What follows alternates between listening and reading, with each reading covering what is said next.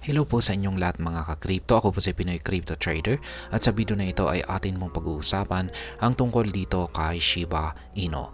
Kung saan ang sabi rito ay top reasons why Shiba Inu aim for a weekly high. Kaya ayan, atin pong aalamin yung mga pangunahing dahilan kung bakit si Shiba Inu ay sinusubukan po niyang akyatin ang kanyang weekly high na presyo. At ayan, bago po tayo magpatuloy ay nais ko lamang po munang bigyang linaw ang aking disclaimer kung saan ang nilalaman po ng video na ito ay hindi po ito isang financial advice. For education and information purposes lamang po ang layunin nito. Maliban po dito ay nais ko na rin pong magbigay babala na wala pong kahit anumang group chat ang Pinoy Crypto Trader. At ayan, why did Shiba Inu peak today? Ayan, the overall crypto market has shown signs of bullish behavior where Bitcoin price has surged above the 70k mark or $70,000 mark, pushing the rest of altcoins into a price rally. Kaya ayan, yung parang pinakabasihan po natin dito ay itong si Bitcoin, sapagkat si Bitcoin ay nagpakita po ng bullish behavior. Umangat po kasi siya, nagkaroon po ng price surge itong si Bitcoin at yung kanyang presyo ay umangat po or lumampas po sa presyong $70,000. At dahil sa naging pag-angat po ni Bitcoin ay naapektuhan na rin po ang ibang mga altcoins. Nagsiakyatan na rin po ang buong crypto market.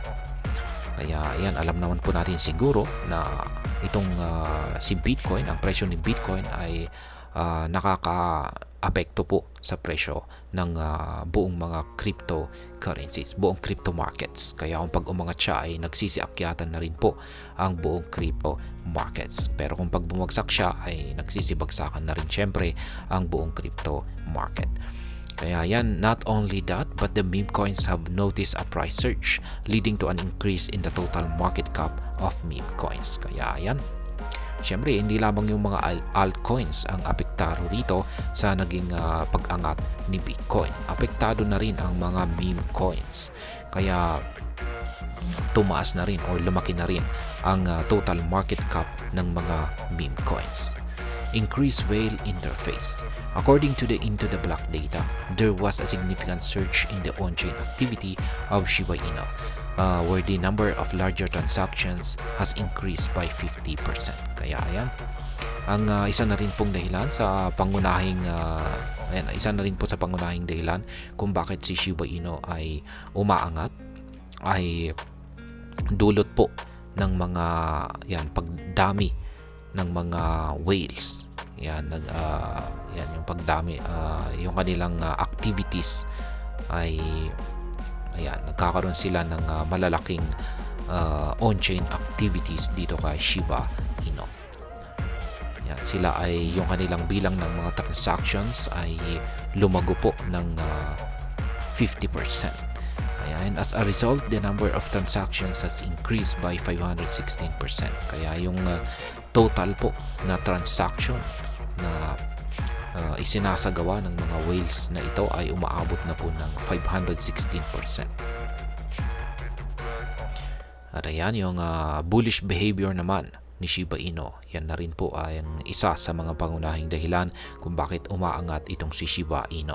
The analyst has reported that the meme coin has positioned itself on solid ground, aiming for a bullish push in the next few hours. Kaya ayan, ayon daw po sa mga analyst, mga crypto analyst, yan, mga eksperto, na itong si Shiba Inu ay ito na po ay naghahanda sa kanyang solid ground. Kung pag sinabi po natin solid ground, ay naabot na po niya ang kanyang solid na support level. Kaya ayan, hindi dito na po siya naghahanda para makarecover, ayan, or tinamaan na po niya ang kanyang support at natapos na po yung kanyang correction, yung kanyang correction, at ito na po ay naghahanda para ito ay umangat.